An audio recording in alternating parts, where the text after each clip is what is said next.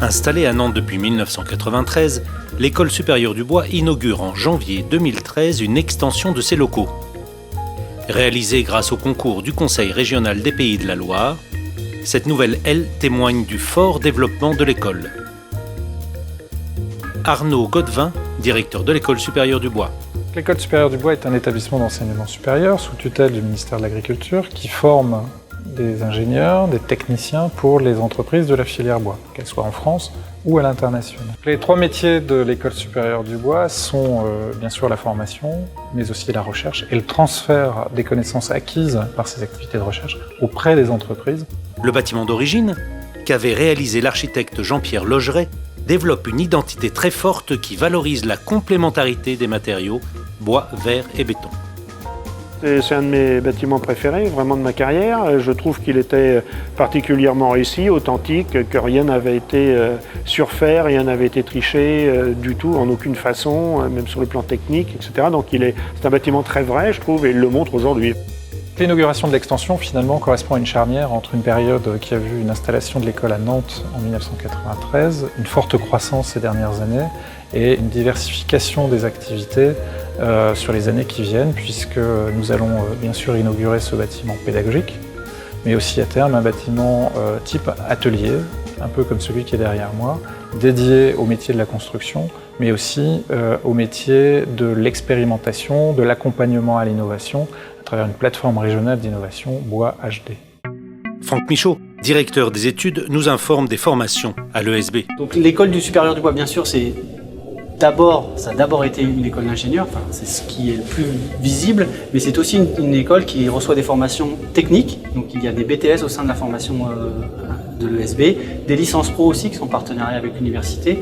Et puis depuis cette année aussi, au niveau ingénieur, nous avons un parcours bois construction qui est intégré au master de l'École centrale de Nantes, qui est notre partenaire sur ce sujet-là.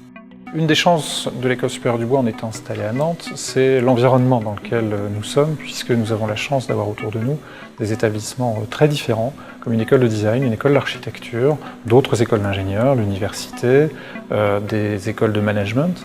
Et ce sur quoi nous avons travaillé ces dernières années, c'est la mise en réseau autour de l'École du bois de ces établissements, de telle sorte que nous puissions, d'une certaine manière, faire découvrir ce matériau, nos entreprises, nos pratiques, etc., auprès de ce qui peut être considéré comme des établissements de formation, des prescripteurs de l'utilisation du matériau bois.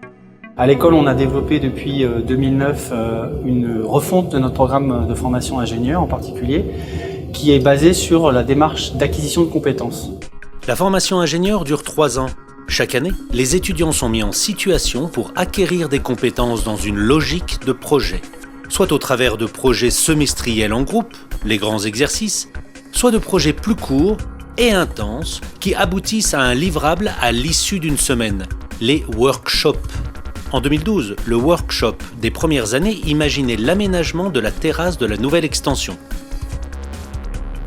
On réalise ces exercices et ce bâtiment, on ne s'en sert pas uniquement pour la terrasse, mais bien parce qu'on a réussi à avoir des équipements à l'intérieur qui nous permettent d'abonder et d'avoir des conditions favorables au développement de ces projets. Donc on a des salles gradinées, et puis des plus petites salles qui sont propices à la gestion de projets, et puis des salles encore plus petites qu'on appelle les carrels, qui sont des salles où on peut être à 3-4, qui sont des lieux propices pour pouvoir travailler. C'est l'agence Jean-Pierre Logeret, devenue Goa, qui a également remporté le concours de l'extension. Le grand parti de cette extension est le principe d'un pont suspendu. On a choisi une expression libre et dynamique avec la démultiplication des poteaux en 3 branches qui du coup forment cette CP, et ces 2 points d'appui, donc ces 2 CP, se déploient ensuite dans les principes des poutraisons. Le programme architectural qui proposait des espaces d'enseignement nécessitait une attention forte portée à la qualité d'usage, renforcée par l'ambition environnementale du projet. La réalisation assure donc un confort acoustique optimal, un confort lumineux, tout en s'attachant aux performances énergétiques. Côté sud, les brises soleil permettent une ombre portée, préservant le confort d'été des circulations.